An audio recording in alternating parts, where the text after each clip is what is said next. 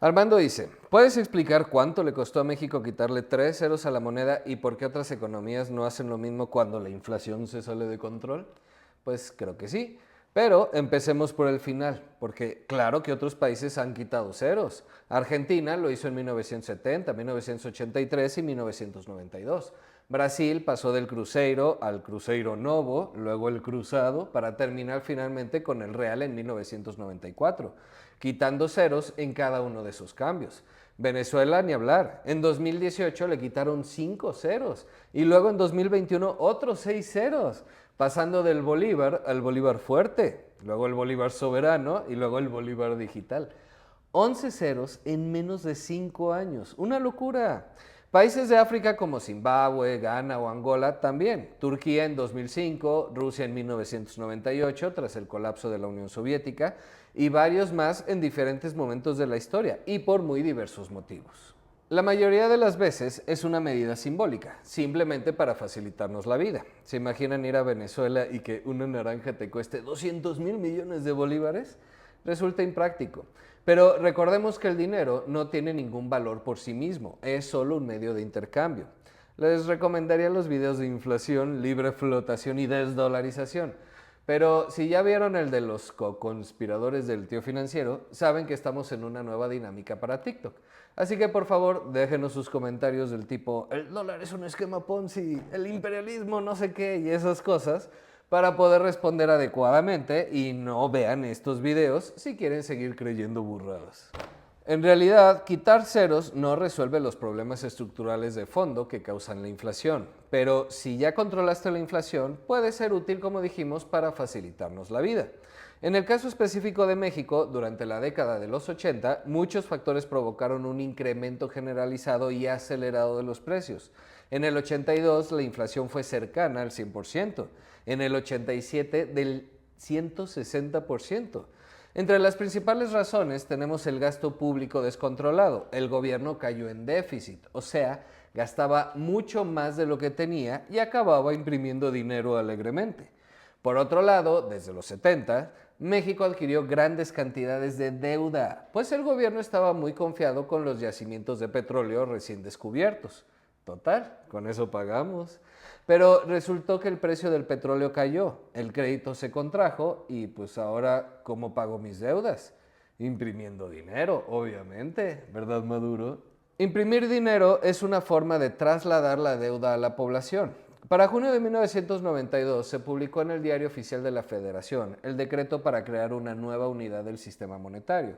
En realidad, este peso y el anterior no son el mismo, aunque comparten el mismo nombre. Ambos son dinero, pero son monedas distintas. Vean el video de Moano, ¿verdad? Que ya no voy a hacer eso. Bueno, cada peso actual equivale a 1000 del anterior, como 20 pesos equivalen a $1.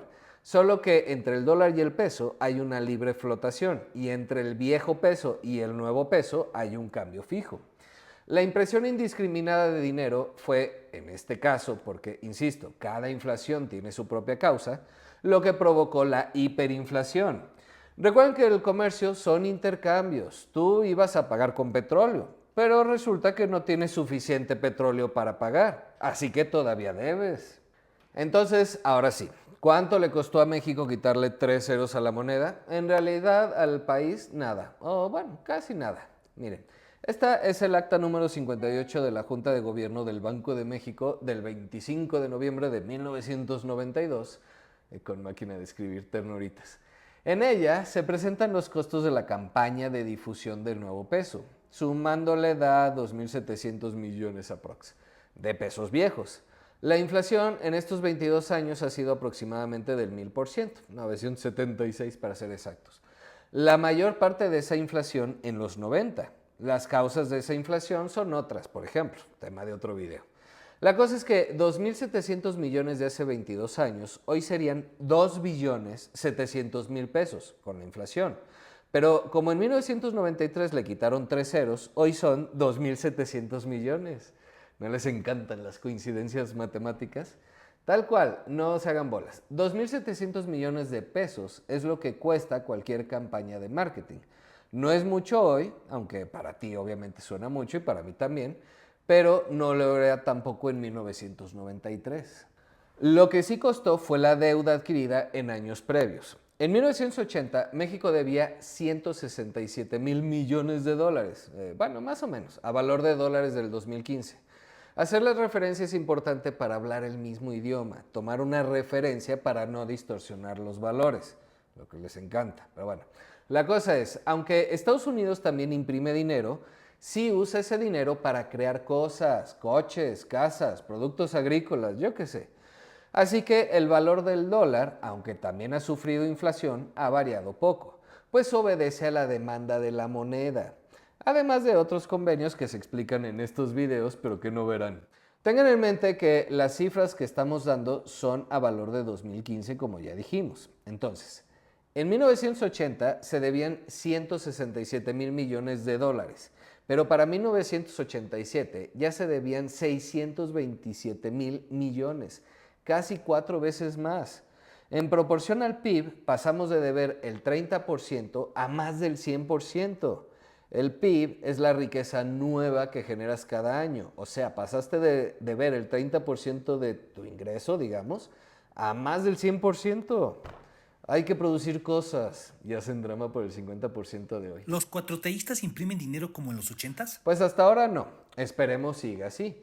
Y la deuda ha crecido, contrario a las mentiras que dicen San AMLO y Claudia, pero no es descontrolada ni mucho menos. Lo importante es en qué se gastó esa deuda. Pues en proyectos como carreteras, presas, electrificación del país, nacionalizaciones de sectores claves como el bancario y otras empresas estratégicas, programas sociales para mitigar el desempleo, subsidios, por supuesto, a cosas como alimentos y energía, y por supuesto pago de intereses de deudas previas. En resumen, se usó para pagar mala planeación. O sea, se endeudaron en teoría para invertir, pero sus inversiones no produjeron lo que tenían que producir. Como el Chaifa y el Tren Falla. Pues sí, más o menos. Es el problema de no planear bien y meterte en cosas que no debes por la soberanía nacional. No todos los negocios funcionan y si no haces estudios, pues menos. Como dijimos, planeaban pagar todo eso con petróleo, pero no produjeron suficiente petróleo, ni cobraron impuestos, no hicieron bien sus cuentas. La situación actual es muy distinta. Aunque son malas inversiones, ni la deuda ni la forma de enfrentarla son ni remotamente parecidas. Por eso, sin conspiraciones ni fanatismos. Acá hablamos de un par de obras mal planeadas y despilfarros absurdos. Pero es que en los 70 y 80 sí fue una orgía de malas decisiones, una tras otra. La cúspide del abuso del poder del PRI sin contrapesos. En 1987, el 47.5% del gasto de todo el gobierno se iba a pagar los intereses de la deuda. Una locura. Hoy no rebasamos ni el 15%. Si sus inversiones hubiesen dado frutos, habrían producido cosas, otra vez, desde productos agrícolas, muebles, televisiones, yo qué sé, lo que quieran. Lo que sea que puedas intercambiar o entregar para pagar la deuda, pero no produjeron suficiente. Conclusión, quitarle 3 ceros a la moneda no costó nada. Endeudarte para andar de populista, robarte una parte de ese dinero, invertir en obras faraónicas mal planeadas que no producen, repartir dinero indiscriminadamente por andar de populista y no invertir adecuadamente, eso sí salió carísimo. ¿Cuánto? 627 mil millones de dólares. Con ceros o sin ceros en el peso, lo tenías que pagar. Ese valor en dólares sí fue constante. Si sirve de consuelo, muchos mexicanos tienen casa gracias a esa deuda. Hay un par de refinerías por ahí de los años de gloria, muchas escuelas, hospitales y carreteras que se construyeron con ese dinero. Y claro, la fortuna de uno que otro politiquillo de cuarta, pasado de listo, y uno que otro empresarito chafa que no sabe hacer negocios honestamente. Le subieron los impuestos al final a la sociedad, pero a través de la inflación, disminuyendo su poder adquisitivo. Así se pagó la deuda. En realidad no es que saliera cara. Esas escuelas, hospitales, carreteras, bancos nacionalizados, etcétera, costaron lo que costaban. El engaño fue hacernos creer que éramos ricos y que podíamos pagar todas esas cosas, cuando solo estábamos viviendo de prestado. ¿Quieres crecer? Produce cosas, empezando por el campo. El comercio son intercambios. Produces aguacates, los intercambias por maíz. Pero si pides más maíz que los aguacates que tienes para ofrecer, vienen los problemas. Luego puedes diversificar y si te endeudas, asegúrate de que recuperarás más que la deuda y sus intereses. ¿Se entendió? No. Rembrandt dice, excelente video, aunque falta comentar de la ineficiencia del nuevo director del Infonavit, Octavio Romero. Con él, Pemex solo perdió 430,102 millones. Poca cosa, ¿verdad? No más 430,000 millones de pesos. Bueno, primero, gracias Rembrandt. Segundo, este comentario viene del video de la reforma al Infonavit. Véanlo. Esta video respuesta no trata sobre defender a Oropesa, tampoco atacarlo, solo intentar poner las cosas en su justa dimensión, hasta donde podemos saber, claro. Si me preguntan, Oropesa es un funcionario, o mejor dicho, un soldado eficiente, pero lo más importante, profundamente leal. Por eso está donde está y donde ha estado. Eso es lo que veremos en este video.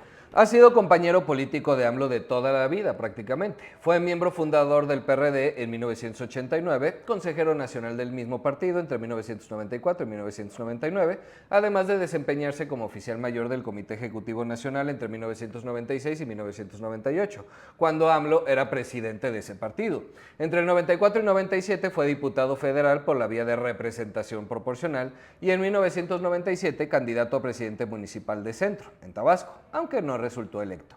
Presidente estatal del PRD en Tabasco del 98 al 2000. En el 2000, al ser electo Andrés Manuel, jefe de gobierno del defectuoso, lo nombró titular de la Oficialía Mayor del Gobierno, donde permaneció hasta el 2005. Al fundarse Morena en 2014, renunció a su militancia en el PRD y se unió a la nueva organización. Volvió a ser candidato para el municipio de Centro, quedando en cuarto lugar, una desgracia. De ahí a Pemex y ahora Infonavit. Datos de web de Wikipedia aparte, junto con Oropesa, otro incondicional fue enviado de Pemex a Infonavit también, Javier Núñez López, quien ocupa ya el puesto de subdirector general de operaciones. En Pemex era subdirector de abastecimiento, o sea, llevaba la relación y contratos con proveedores, nada menor en una empresa del tamaño de Pemex, y nada menor en Infonavit considerando los planes que se tienen para este sexenio. Al igual que Oropesa, Núñez llevaba décadas con AMLO. Seguramente recordarán que en febrero de 2024, Mexicanos contra la Corrupción, esos malditos neoliberales conservadores, serviles y vendidos a la mafia del poder, dieron a conocer que en 2012 Núñez fue acusado de recaudar fondos para la campaña de AMLO, desviando recursos de la Ciudad de México, y que entre 2019 y 2023 firmó o supervisó asignaciones por 100,000 millones de pesos a empresas que han sido ligadas a familiares del expresidente. ¿Del expresidente Peña? No, fanático de AMLO. Aunque entiendo tu confusión.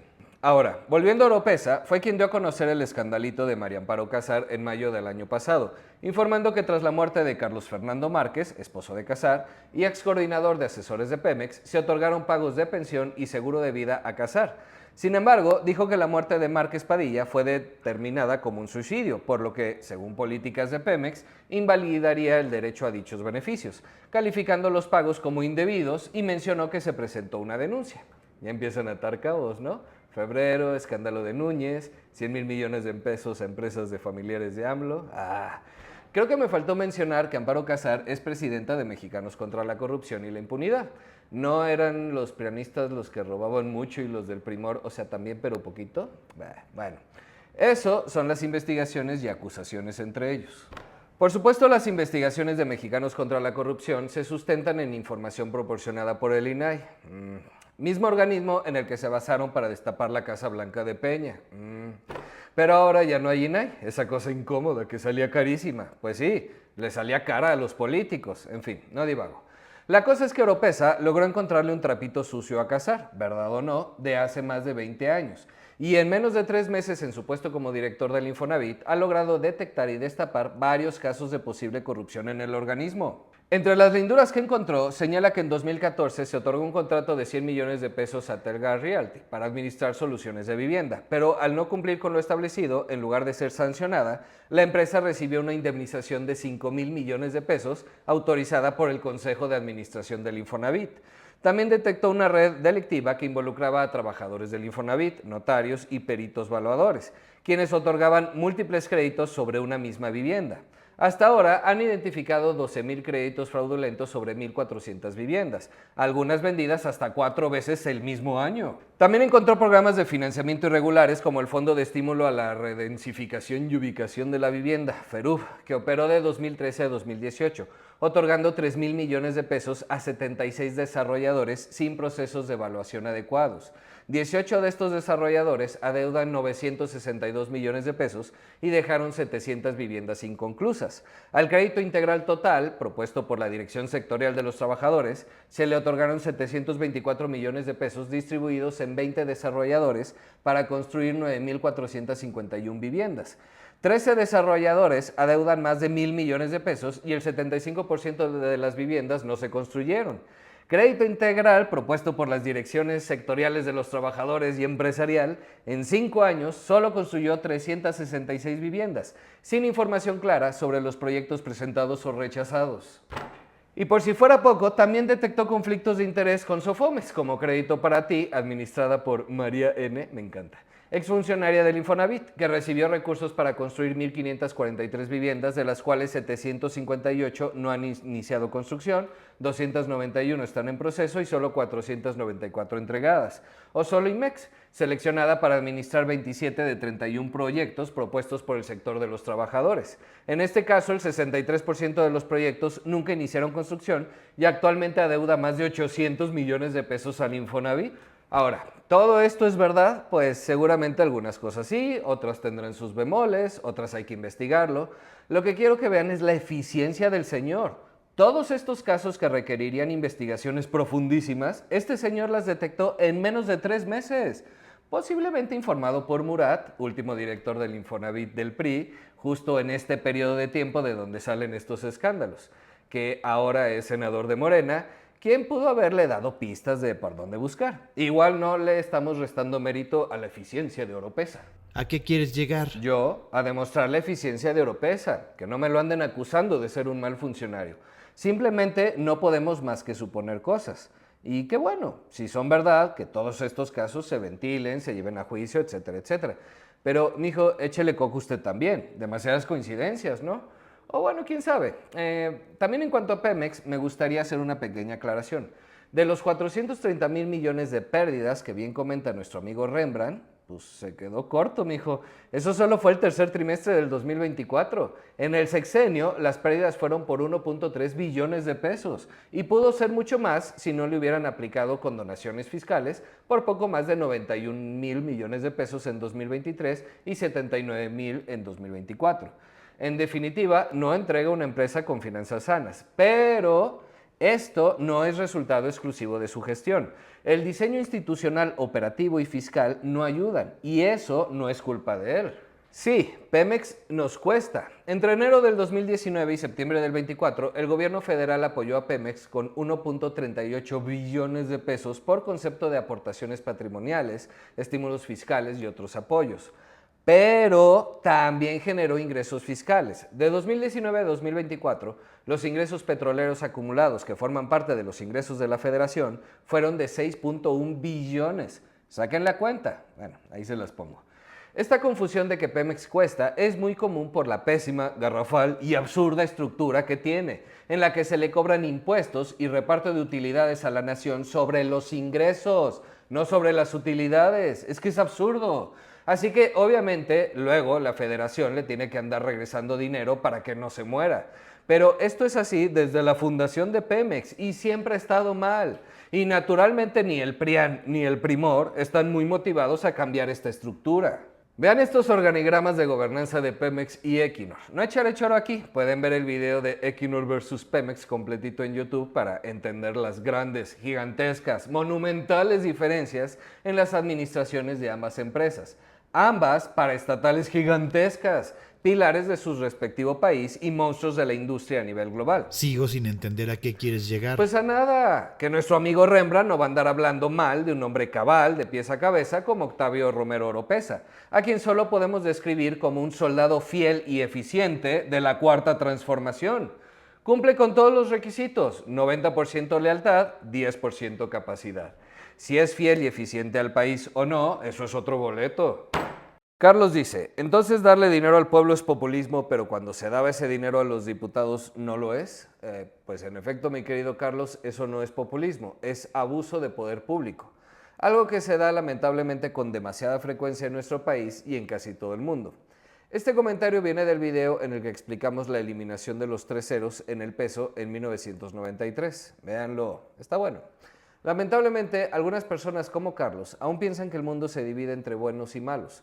Todos tenemos preferencias políticas e ideológicas y todas son respetables, como las creencias religiosas, excepto aquellas que promueven el odio. Tampoco confundir que un miembro de una corriente política o religiosa promueve el odio con que esa corriente promueve el odio. En ese video hablamos del populismo en los 70 y 80, el gasto excesivo del gobierno y otras cosas que provocaron las diferentes crisis. Y por supuesto que se dieron ejemplos en el presente, haciendo una contundente aclaración de que las circunstancias no son iguales, que no estamos en la misma situación ni son el mismo gobierno, aunque tienen también coincidencias y son sobre las que alertamos. Pero lamentablemente Carlos no se enteró y es lo que pasa cuando pensamos que todo aquel que no piensa como nosotros está en nuestra contra, o que si no apoyan la misma causa que yo, entonces apoyan la causa contraria, lo que se conoce como falacia de falsa dicotomía. Si no es A, entonces por fuerza tiene que ser B. O si no piensas como yo, eres idiota. Pero no, mi estimado Carlos, no necesito ser prianista para criticar al primor o viceversa. Las políticas populistas de los 70 provocaron crisis muy severas, particularmente durante el sexenio de López Portillo. Se creó un programa de empleo basado en la expansión del gasto público. Se impulsaron grandes proyectos de infraestructura como presas, electrificación, viviendas de interés social, programas agrícolas, tecnificación y principalmente empresas paraestatales como Pemex se convirtieron en importantes generadoras de empleo. Además, se construyeron escuelas, hospitales y redes de transporte. Sin embargo, el modelo dependía en gran medida de los altos precios del petróleo y del endeudamiento. Cuando los precios cayeron a principios de los 80, la economía mexicana colapsó, dando como resultado la crisis económica. Si se hubiese producido más petróleo o en lugar de petróleo se hubiera fomentado otro tipo de industria menos dependiente de las volatilidades de los precios de materias primas, o si se hubiese impulsado la industria de la transformación, si en lugar de querer abarcar todo tú le hubieses dado la extracción a privados y tú solo cobraras impuestos para distribuir, dejando que ellos corrieran el riesgo, lo que obviamente a muchos les parece terrible porque ¿cómo se van a enriquecer tanto? No sé qué piensen. Claro que cuando toca perder no se enteran, o sí, depende qué gobierno sea, ¿no? El que apoyo o el que no. Los políticos se robaron todo, la excusa que quieras. O simplemente no se hubiesen endeudado tanto. Claro, habría menos escuelas y menos empleos, pero no habría crisis tampoco, o cualquier otra cosa, pero el hubiera no existe. Ahora, estos temas son complejos. Todos en nuestra cabeza tenemos un deber ser. Creemos tener la solución a todos los problemas. Y es fácil pensar que si algo sale mal, no es por la complejidad del mundo, errores en nuestra planeación o falta de capacidad. Es más fácil creer que hay un villano, un pequeño grupo que se roba todo, o un país que se roba todo, Estados Unidos generalmente, que complotea para fastidiarnos. Y esas simplificaciones son estupendamente aprovechadas por los políticos y promotores de ideologías, de todos los bandos, para ganar nuestra simpatía. Los diputados de Morena no se han bajado el sueldo, tampoco se lo han subido, pero es irrelevante. Hacer cuentas con esos volúmenes de dinero es muy difícil y por lo tanto sencillo que perdamos la proporción. En 2017, la percepción total de un diputado fue de 1.942.911 en todo el año, incluyendo los sueldos, que como dijimos no han cambiado mucho, prestaciones y bonos de todo tipo. Para 2024 fue de 1.157.311. Ahí están los bonos de los que bien habla mi querido Carlos, o la falta de ellos, mejor dicho. Una disminución considerable. Sumando los 500 diputados nos da un ahorro de 392.8 millones de pesos. Una fortuna indudablemente y que es digno de reconocer. Aunque habría que analizar a detalle el gasto corriente de la Cámara, sus equipos de trabajo y un montón de cosas más que vuelven las cosas un poquito más complejas. Pero como gesto ante el pueblo es muy bueno y esa es la cosa, es un gesto. Porque aunque para nosotros es una fortuna, para el país es completamente irrelevante y no nos salvará de ninguna crisis en caso de ocurrir. Pero oye, gracias por cobrar menos. El populismo es atractivo porque niega la complejidad del mundo y vuelve mucho más fácil descalificar las opiniones de los demás. Sin duda, hay pérdida de confianza de las sociedades con sus gobiernos y las élites, tanto políticas como económicas. Y cuando un modelo lleva muchos años, pues es más fácil encontrar los defectos. Ante la pérdida de confianza, se busca un salvador. Y ahí entra el populista, de izquierda o derecha, da igual. Basta ver la toma de posesión de Trump. Él salvará a los Estados Unidos de todos los males. Los líderes populistas basan su discurso en una confrontación entre el pueblo y las élites, la mafia del poder para AMLO, el pantano o lobby de Trump o la casta en el caso de Milei. Ellos se posicionan como quienes verdaderamente representan los intereses del pueblo, encarnan su voluntad, la cual, junto con haber sido elegidos democráticamente, les permite justificar todo, incluyendo cosas como centralizar el poder y eliminar de facto la democracia porque son los buenos. En el caso del populismo de izquierda, lo hacen con agendas redistributivas, buscan beneficiar a las clases pobres y vulnerables, pero ojo, hay muchas formas de beneficiar a las clases pobres y vulnerables. Puede ser con buena educación, salud, infraestructura básica, alimentación y muchos otros subsidios, pero también con transferencias directas, lo que vuelve muy lógico y razonable que tú y muchos más piensen, de que lo distribuyan entre la gente a que se lo roben y tendrán toda la razón del mundo. Excepto que no es así. Las transferencias por ayudas sociales equivalen más o menos a 1.1 billones de pesos al año. Suena mucho, ¿no? Y pues sí, es un montononón. Por lo que toca de 8,460 pesitos al año por persona. Unos más, otros menos, claro. Algunos no recibimos nada, otros reciben el triple o más. Y ojo, por mí en general está bien. En tanto la persona que lo reciba realmente lo necesite, le dé un buen uso y no sea un parásito. Porque a diferencia de lo que creen muchos que comentan sin saber, al igual que millones de mexicanos, sí pago mis impuestos. Así que espero que ese dinero le esté llegando a esa persona que realmente lo necesita. Aunque también sé que lo está recibiendo, al menos una parte, un parásito. No es diputado, pero igual roba. Sin embargo, por mucho que suene ese 1.1 billones de pesos repartidos entre la población y espectaculares que se vean las mega obras, la deuda aumentó de 10 a 16 billones de pesos, pasando del 46% del PIB al 51% aproximadamente. Contrario a la propaganda, los presupuestos de salud, educación y vivienda cayeron en términos reales en el sexenio. Si sacas la cuenta entre recortes y deuda, sabrás exactamente de dónde sale el dinero. Los recortes de los diputados no da, ¿o sí? Por no hablar de los fondos de estabilización, que interpretarlos es un dolor de cabeza, los famosos fideicomisos, razón por la cual de ambos bandos del espectro político no dudan en intentar sacar raja política de ahí. Bueno.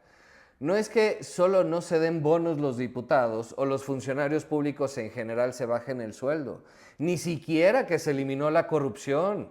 La corrupción en México es la misma que hace 100 años. El mexicano no ha cambiado, ni la población, ni sus políticos. Nuevamente, es completamente racional, bajo estas circunstancias, que tú pienses de que me depositen a que se lo roben, o corrijo, porque seguramente me dirás que tú no recibes nada. De que se lo den a quien lo necesite, a que se lo roben. Lo curioso y lo que te invitaría a reflexionar es por qué asumimos como obvio y natural que la estafa maestra del PRI, en la que se desviaron aproximadamente 5,000 millones de pesos, nos parece escandalosa. Pero cuando sale Segalmex por montos que rondan los 9,500 millones, encontramos explicaciones muy razonables. O nos creemos que de verdad los culpables están en la cárcel. O cuando se habla de una Casa Blanca nos parece terrible. Y cuando se habla de desvíos por 100,000 millones de pesos de Pemex a empresas vinculadas con familiares de AMLO, no podemos creerlo o preferimos de plano voltear hacia otro lado.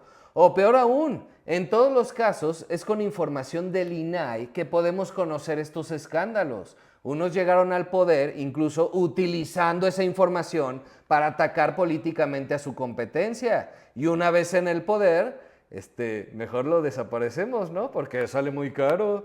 Pues sí, al político le salía carísimo. Mira qué listos. Pero otra vez, no se trata de defender a unos o atacar a otros. Cuando se habla de cualquier tema de estos, nunca falta el comentario, pero de la mafia inmobiliaria no hablas, de García Luna, la Barda de Calderón o la Estela de Luz. O del bando contrario, rápidamente salen nombres como Cuauhtémoc Blanco, Adán Augusto, Monreal, también vínculos con el narco, nepotismo, exactamente lo mismo. Las ideologías podemos simplificarlas. Las de derecha se inclinan por la responsabilidad individual y las de izquierda por la responsabilidad colectiva. Pero eso es la ideología. Y los seres humanos, hay buenos y malos en todos lados, hombre, honestos y corruptos, inteligentes y tontos. La ideología solo es una preferencia. Este gobierno, pero en particular Andrés Manuel, ¿es populista, mi querido Carlos? Sí, muchísimo. ¿Es razonable que la gente vote por este gobierno? También, por supuesto. ¿Los anteriores eran mejores o peores? No, simplemente eran diferentes. Igual o más tranzas, pero también bien intencionados, al menos la mayoría, con sus respectivas contradicciones y debilidades como todo ser humano. Otro ejemplo sería, de seguir el modelo neoliberal del PRIAN, que no lo era, pero dale, así nos gusta llamarlo, se estima que habríamos tardado entre 50 y 100 años en erradicar la pobreza en México. La pobreza solo crecía. No, filósofo, esos son discursos políticos. 2 de cada 3 mexicanos nacían en pobreza, pero solo 1 de cada 3 moría en ella en los últimos 30 años. Claro que había disminución de pobreza, solo que al tener los pobres más hijos, pues seguías teniendo el mismo porcentaje de pobres. Matemáticas. La cosa es que ese es el tiempo que se estimaba para homogeneizar, digamos. Con el modelo de Morena, la erradicación de la pobreza, si todo sale bien, ojo, son proyecciones, quizás se logre entre 30 y 60 años. Una mejora notable, excepto que, aunque habrá menos pobres en total, la población general será menos rica, habrá menos crecimiento, pero mejor distribución. Suena bien, ¿no? Es lo que muchos quieren. Y sí, siempre que las cuentas no se les salgan de control, lo que suele pasar en estos casos, porque autoritarismo, corrupción, crisis económicas internas o externas, cambios políticos como la llegada de un Trump a la presidencia de Estados Unidos, de quien dependes te guste o no, terremotos, pandemias, competidores económicos, descontento social y una cantidad infinita de variables que pueden provocar una crisis. Y si te sigues endeudando, disminuyendo los fondos de estabilización, invirtiendo en obras mal estudiadas, lo siento, ¿qué quieres que te diga? Cuestan más que los beneficios que entregan. Así como en los 80s se disparó la pobreza porque en los 70s anduvieron de populistas, puede volver a pasar. No digo que vaya a pasar. De hecho, en el video de los 3 ceros se aclara que ni la deuda ni la forma de enfrentarla, como las condiciones en general, son iguales a 1980. Pero estás en la rayita y si sigues de populista sin cuidar tus cuentas, esa cosa tan maravillosa que hoy suena a que entre 30 o 50 años desaparezcamos la pobreza del país, puede convertirse en un infierno que nos retrase otros 50 años o más, pérdida de todos esos beneficios con los que ya goza la población, aumento de desempleo y pobreza, como en los 80s. Quiero aclarar, ya que no conoces el canal, que estás recibiendo esta video respuesta porque tenemos la dinámica de responder la pregunta con más likes, sea del tema que sea, economía, política o finanzas personales. Y tu pregunta resultó con más likes, así que te tocó. Pero nada personal contra ti, ni es mi intención enseñarte nada, darte lecciones de algo o burlarme o lo que sea. Para que también en comentarios, por favor, no empiecen con sus cosas de era responderle, no hacerlo pedazos y esas ocurrencias que son muy cagadas, pero poco amables. Si me preguntas cuál modelo prefiero, pues me da igual, francamente. Me encantaría que la pobreza se erradicara de inmediato, pero no funciona así la vida. La creación de industrias, riqueza, capacitación de las personas, es decir, su productividad, etcétera, en ningún caso se da de un día para otro. Me gustaría que nos quitáramos las conspiraciones y los fanatismos, eso sí. Como vimos en el video de donde salió tu comentario, el dinero no vale nada. Es un medio de intercambio que refleja los bienes y servicios disponibles y solo es a través de la producción que seremos más ricos. Eso requiere educación, capacitación, inversión, investigación. ¿Te gusta más el modelo de la izquierda? Bien por ti. De hecho, aunque me da un poco igual, a veces tiendo hacia ese lado. Pero considera que tiene riesgos muy altos y que la historia nos demuestra que suele salir mal. A veces terriblemente mal. No digo que a fuerza vaya a salir mal, pero es más probable, sobre todo si andamos de aplaudidores de lo que sea, en lugar de exigir y vigilar con lupa cada cosa que hacen nuestros queridos y nada corruptos e incompetentes políticos, del bando que sea. ¿Te gusta la derecha? También bien. Suele ser más estable y en el largo plazo, aunque de momento se vivan muchas injusticias y desigualdades, históricamente ha dado mejores resultados. Claro que todo este video es una simplificación. Hay racismo, clasismo, desigualdades estructurales, que no es lo mismo que desigualdad. Tampoco quiero fanáticos libertarios por aquí. Y un montón de cosas más que complican las cosas. Pero nada de eso se resuelve cegándonos o pataleando. Las causas históricas son muchas y muy variadas y difícilmente puedes culpar a una persona viva de las condiciones actuales. Pero ¿sabes qué no falla? Para quien puede hacerlo, claro, porque lamentablemente no todo el mundo está en condiciones de hacerlo, desigualdades estructurales, libertarios. Pero si tienes un celular en la mano y me estás viendo, significa que tienes en tu mano acceso a todo el conocimiento de la humanidad. Así es que es muy probable que sí puedas. Es dejar de buscar enemigos en la vida y, por supuesto, ocuparte de tus finanzas personales, porque esa es la política, no las va a salvar.